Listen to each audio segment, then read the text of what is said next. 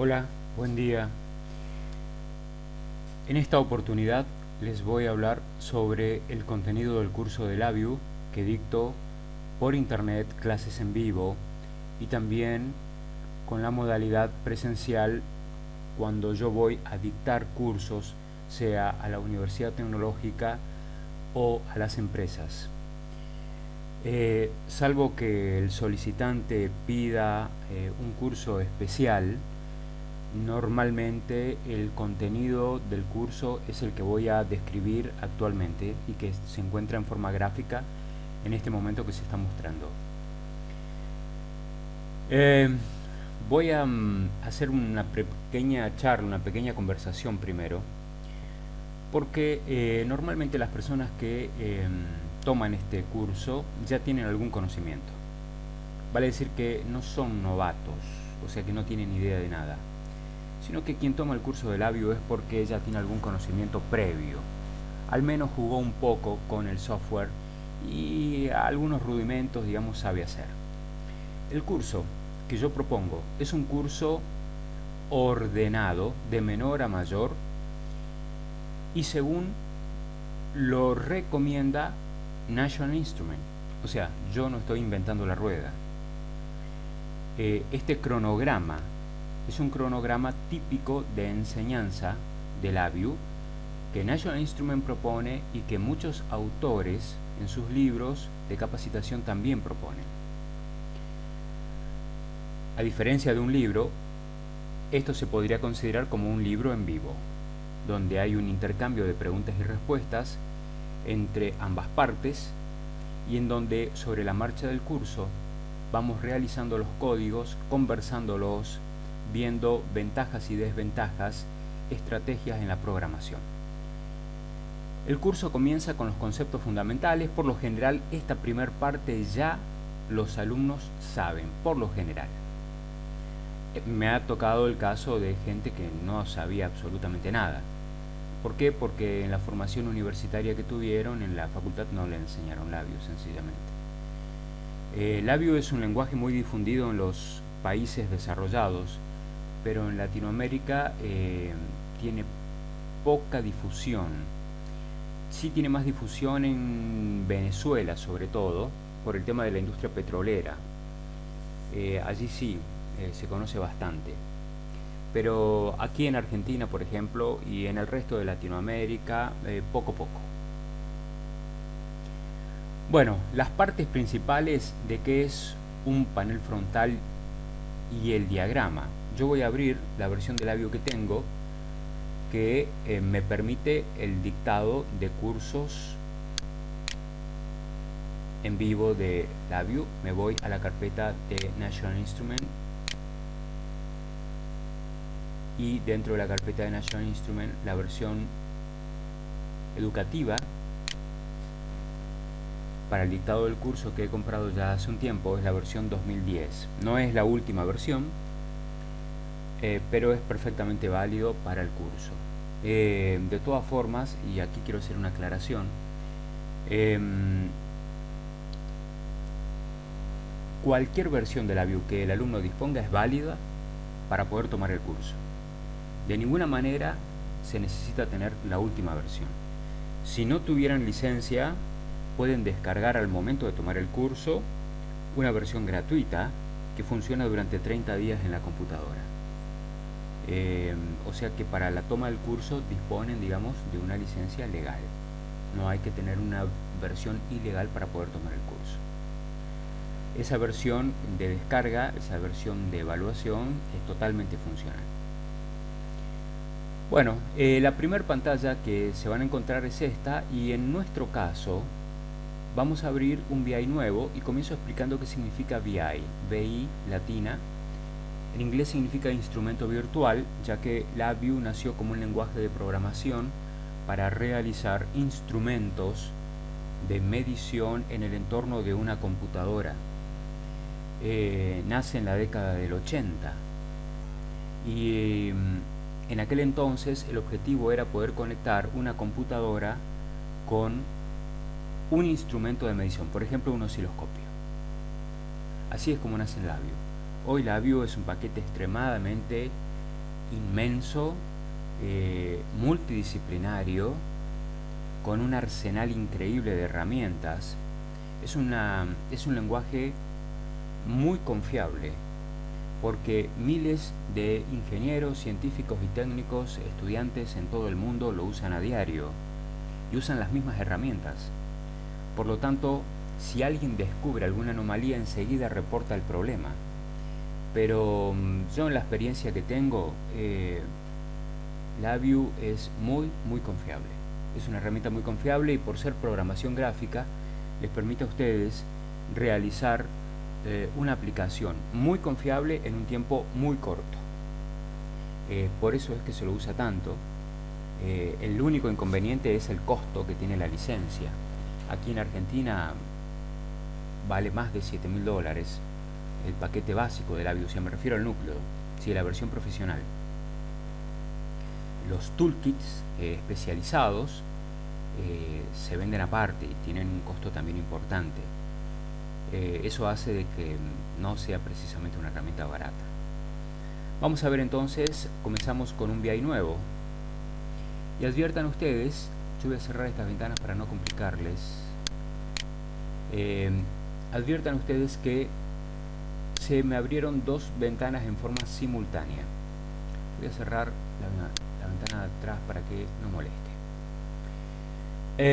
Fíjense ustedes de que tengo dos ventanas al mismo tiempo. La gris, que se llama Front Panel, o también podríamos decir en español interfaz usuario. ¿Por qué interfaz usuario? Porque los objetos que ustedes coloquen aquí delante son los que finalmente terminará viendo o mirando el cliente de ustedes. Entonces, si ustedes colocan, por ejemplo, un control, como ser una llave, un simple switch, un interruptor, que yo lo voy a agrandar para que se vea bien. ¿Sí? Adviertan ustedes que este objeto ya es funcional. ¿Sí? Ya es funcional.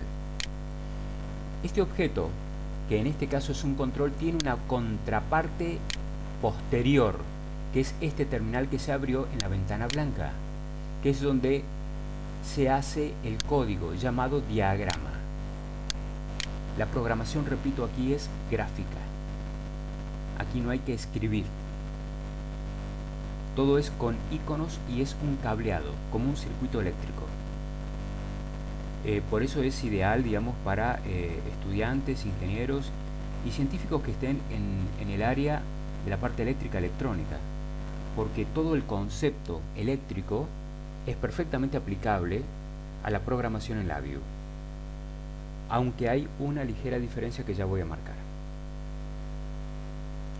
Por lo tanto, podríamos pensar que este objeto en la ventana de diagrama es la parte posterior de la perilla, o en este caso un switch que he colocado en la ventana interfaz usuario. Adviertan de que tiene un terminal allí hacia la derecha.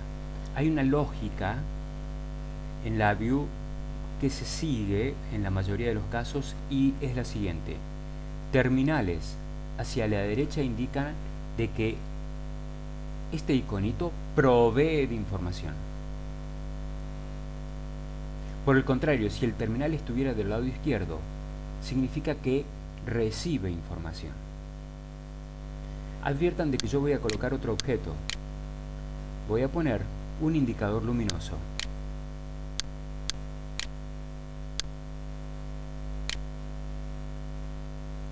Fíjense que me apareció el terminal del indicador luminoso, y el terminal tiene un cable de conexión del lado izquierdo, indicando que está preparado para recibir información. Lo único que hago es conectarlos a ambos. Clic, clic, y asunto solucionado. Quedaron ligados, unidos. Quien provee de información a través de este cable la envía y quien recibe la manifiesta. Veremos en funcionamiento porque este código ya está terminado. Nuestro primer programa. Lo que la lógica indica es que el terminal de la izquierda envía información al terminal de la derecha. Y así es como sucede en la interfaz usuario. Muy bien, esta lógica de funcionamiento, yo les decía recién, es bajo el concepto eléctrico. Sí, pero aquí no hay corriente eléctrica.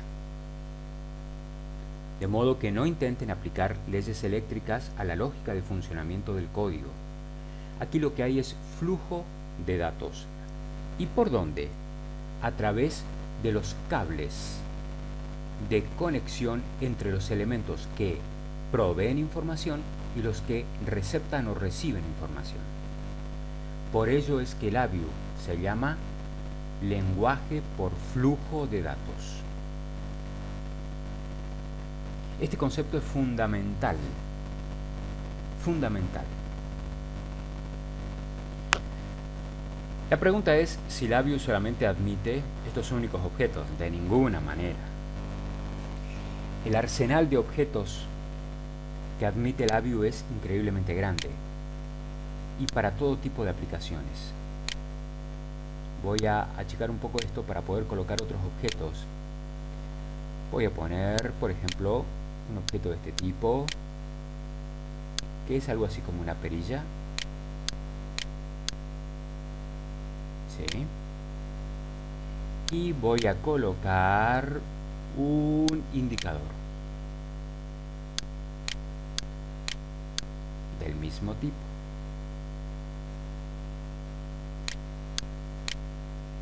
Miren ustedes que en la interfaz de código aparecieron ambos.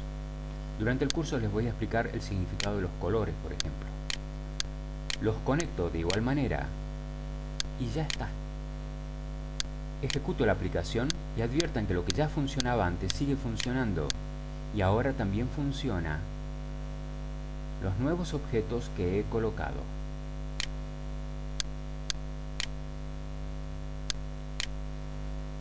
Ustedes dirán, pero ¿y solamente estos únicos objetos?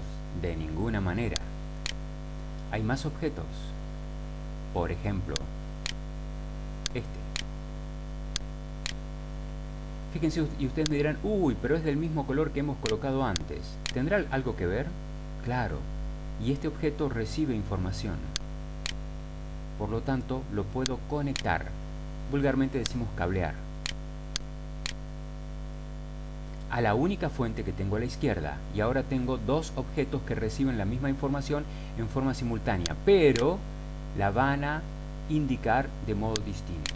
Yo lo que voy a hacer ahora es sacarle el autoescaleo. Y voy a ejecutar mi nuevo código. Adviertan de que lo que ya antes funcionaba sigue funcionando. Y ahora funciona lo nuevo. Si ustedes sobre la marcha o el cliente de ustedes quiere cambiar alguna característica como espesor del trazo, a color del trazo, por ejemplo, algo que es divertido, ¿no? ¿Sí? Entonces, fíjense de que lo pueden hacer perfectamente. Bueno, LabVIEW es un mundo gigante. ¿Sí? Vamos a volver al cronograma del curso.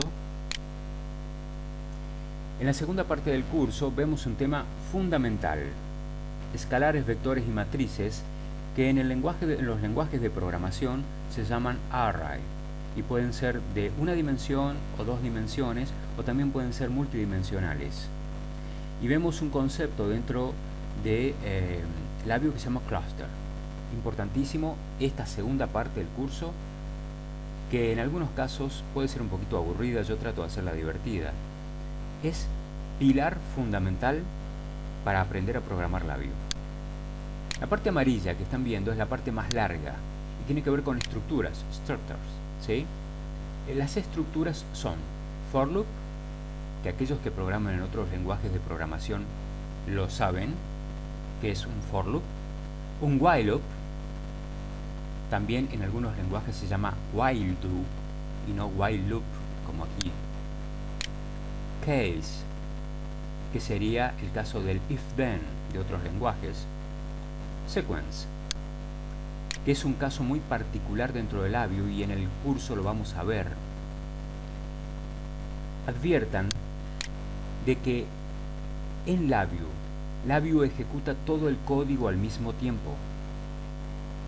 Por eso labio es por naturaleza un lenguaje que ejecuta el código en paralelo.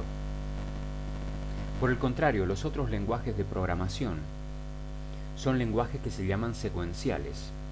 Ejecutan la primera línea o instrucción de código, luego ejecutan la tercera, la cuarta, la quinta, etcétera, etcétera.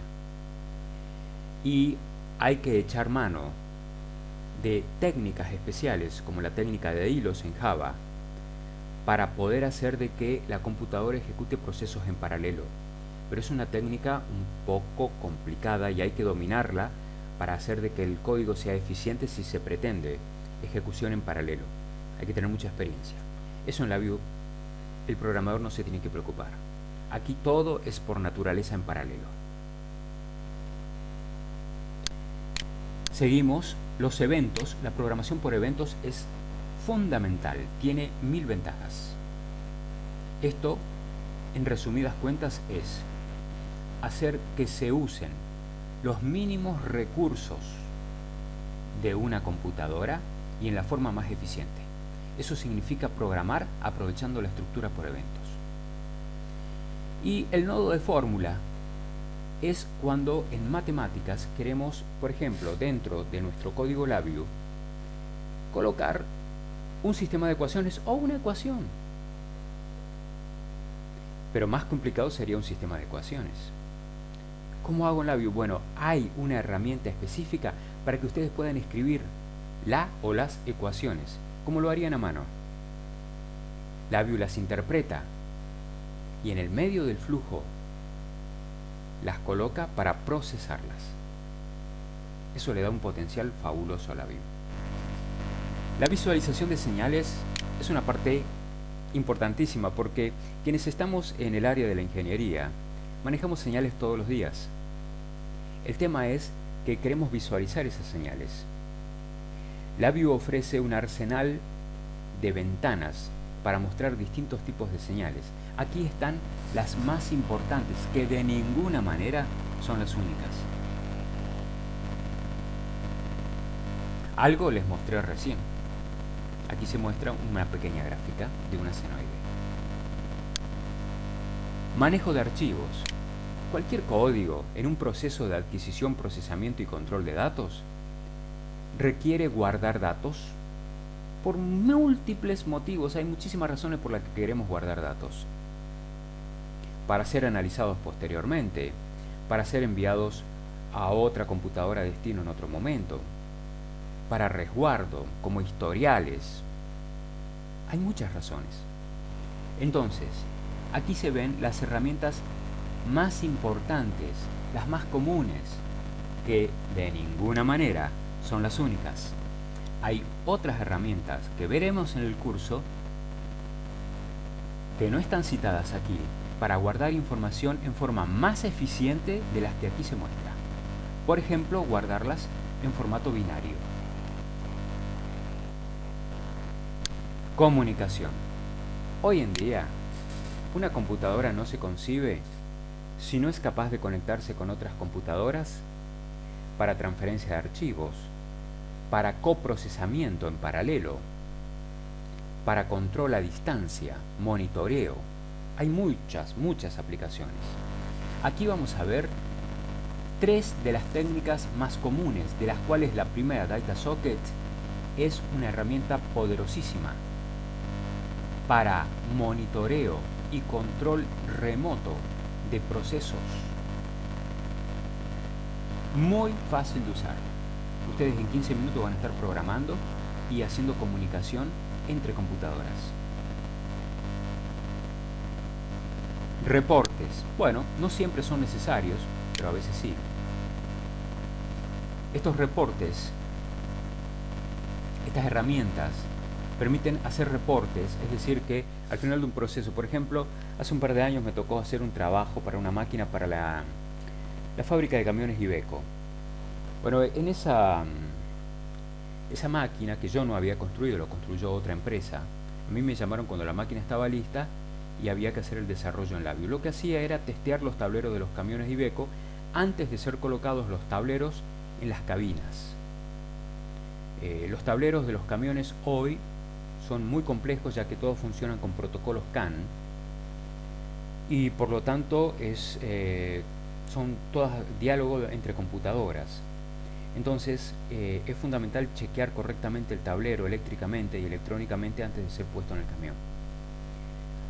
Así que entre las cosas que me pidieron hacer, que tenía que ser un software bastante complicado, porque el software lo que tenía que hacer era indicarle al operario, luego de que el operario conectara todas las fichas de conexión del tablero en la máquina y la máquina hiciera las veces del cableado del camión, la computadora tenía que ir diciéndole al operario, con fotografías y con instrucciones visuales, cuáles eran las operaciones de testeo del tablero que tenían que hacer. Por ejemplo, tocar la bocina, encender luces de posición, luces bajas o cortas, como se llama en algunos países, luces altas o largas, giro izquierdo o derecho, stop, es decir, todo lo que se puede hacer, digamos, de control eléctrico en un tablero, lo tenía que hacer el operario. Pero la máquina, a través del software que yo hice, tenía que chequear que el circuito electrónico y eléctrico funcionara correctamente en el tablero del camión.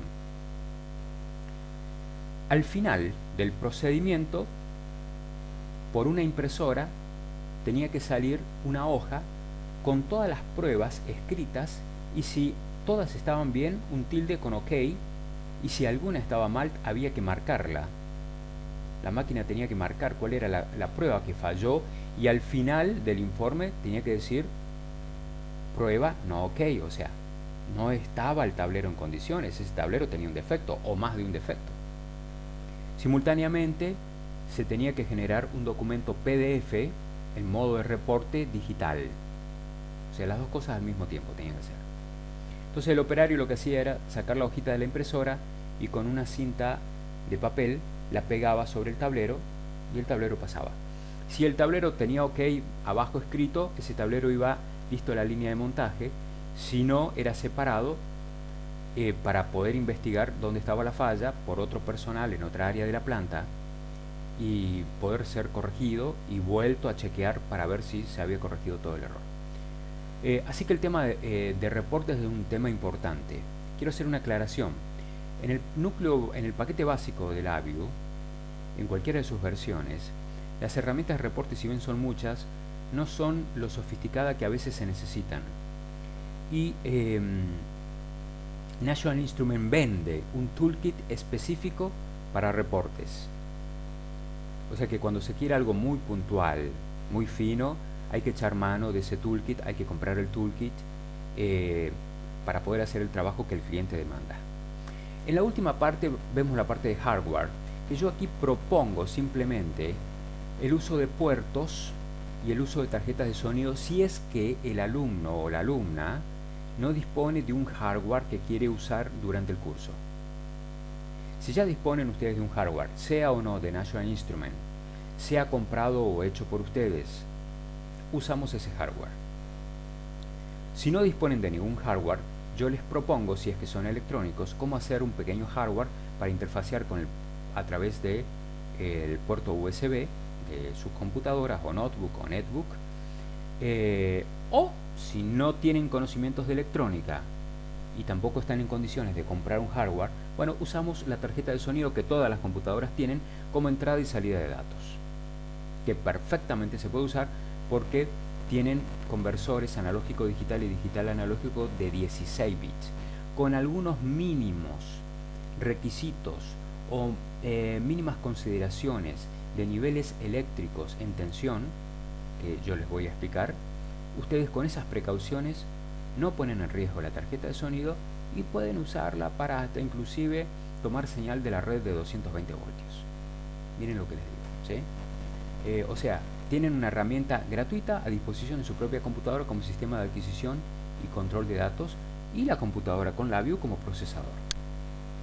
Bueno, finalmente en la última parte del curso vemos algo de tecnología ActiveX, que es algo desarrollado por Microsoft, y también vamos a ver .NET, que es una herramienta extremadamente potente. Ambas herramientas, .NET y ActiveX, ¿para qué sirven? Para poder interfacearse con otras aplicaciones. Por ejemplo, en pocos días voy a dictarle un curso a un alumno que se encuentra en México y él es programador en SolidWorks. Yo no uso SolidWorks, no soy programador en SolidWorks. Pero él me dice, pero yo quisiera ver si LabVIEW permite interfaciarse. Claro que lo permite. ¿Y a través de qué herramientas? Bueno, una de ellas es ActiveX, otra es .NET. Y están además las DLL, que todas las aplicaciones tienen. Las DLL son conjuntos de funciones, también llamadas librerías de enlace dinámico, eso significa DLL. Entonces, por cualquiera de los caminos nos podemos interfacear en tiempo real con otra aplicación. Finalmente, ¿cómo se genera un ejecutable? Es decir, cuando yo le voy a entregar, o ustedes en este caso le van a entregar al cliente de ustedes el proyecto, ¿le entregan el código en LabVIEW? De ninguna manera. El código de LabVIEW que ustedes tienen está protegido por derechos de autor. Y ustedes tienen que hacer valer esa ley. Aquí en la Argentina es la ley 11.723 de derecho de autor, que tiene una enmienda para los que programamos, los programadores. En prácticamente todos los países del mundo está la ley de derechos de autor. Entonces ustedes se tienen que proteger. Ese código no lo deben entregar, salvo que lleguen a un acuerdo con el cliente y ustedes le quieran ceder los derechos de autor, entiendo yo, por una cantidad mayor de dinero, pero eso será un negocio de ustedes, no mío, ¿sí? Pero yo simplemente les hago ver. Normalmente lo que se entrega es el ejecutable, que puede o no ser con instalador. LabVIEW tiene las herramientas para que el cliente instale el software como cualquier aplicación en Windows. De paso les digo, porque alguien estaría pensando en este momento, bueno, pero LabVIEW corre solamente en Windows. De ninguna manera. LabVIEW, como la mayoría de los lenguajes de programación de hoy en día, son multiplataforma, lo que significa que ustedes pueden desarrollar la aplicación en LabVIEW, en LabVIEW en Windows, y ser ejecutado en Linux o viceversa, por mencionar dos casos muy populares. Ahora, hay una observación, cuidado. Si ustedes desarrollan una aplicación hecha en LabVIEW y usan tecnología ActiveX, que es propiedad de Microsoft y por lo tanto corre exclusivamente en Windows, no pretendan que esa aplicación se ejecute en Linux, porque hay incompatibilidad. Bueno, salvo esas cositas que las vamos a ir conversando a lo largo del curso, son detalles, ¿no?, que yo les comento así muy brevemente en esta charla, en esta introducción. Bueno, esto ha sido a modo de presentación.